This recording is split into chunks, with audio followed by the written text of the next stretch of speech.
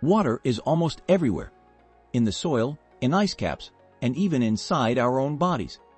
In fact, the average human body is made up of about 55 to 60% water, depending on factors like age, sex, body fat, and location. Babies are born with even more, around 75% water, making them surprisingly similar to little swimmers. But by their first birthday, that drops to about 65%. So what exactly does water do for us, and how much do we really need? Water plays many essential roles in the body.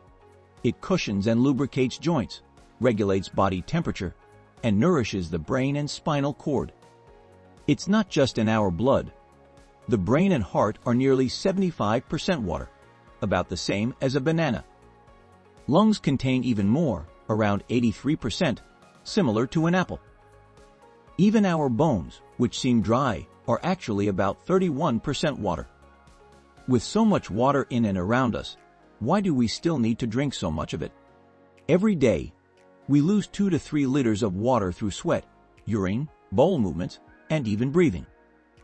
Since these processes are vital to staying alive, we must replace the lost fluids to maintain balance. Without enough water, we risk dehydration, and too much can lead to overhydration, both of which can be harmful.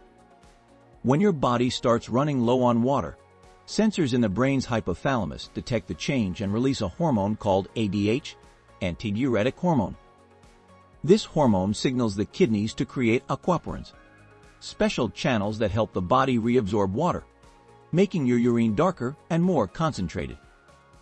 If dehydration continues, you might experience low energy, mood swings, dry skin, lower blood pressure, and even trouble thinking clearly. A dehydrated brain works harder just to perform normally and can temporarily shrink due to lack of water. On the other hand, drinking too much water too quickly, a condition called overhydration or hyponatremia, can also be dangerous. This is more common in athletes who struggle to balance water and electrolyte levels during intense physical activity. Overhydration causes the brain to slow or stop releasing ADH. This dilutes sodium levels in the blood, causing cells to swell. In extreme cases, the kidneys can't keep up with the excess water, which may lead to water intoxication, symptoms like headaches, nausea, and in rare cases, seizures or death.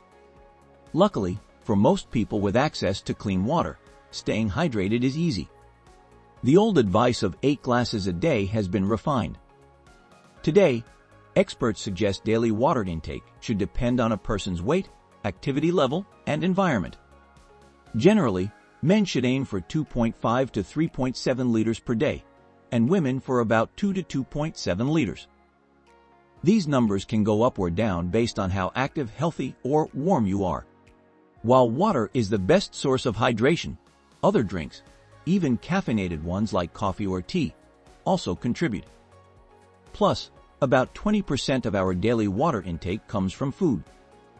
Many fruits and vegetables, such as strawberries, cucumbers, and broccoli, are over 90% water and provide not just hydration, but also nutrients and fiber.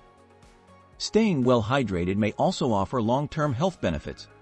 Research shows that good hydration can lower the risk of stroke, help manage diabetes, and possibly reduce the chances of certain cancers. Bottom line, getting enough water each day can make a huge difference in how you feel, think, and function. Thanks for watching this video. If you liked it and want to continue learning more about topics like this, subscribe to the channel and activate the bell so you don't miss the next videos.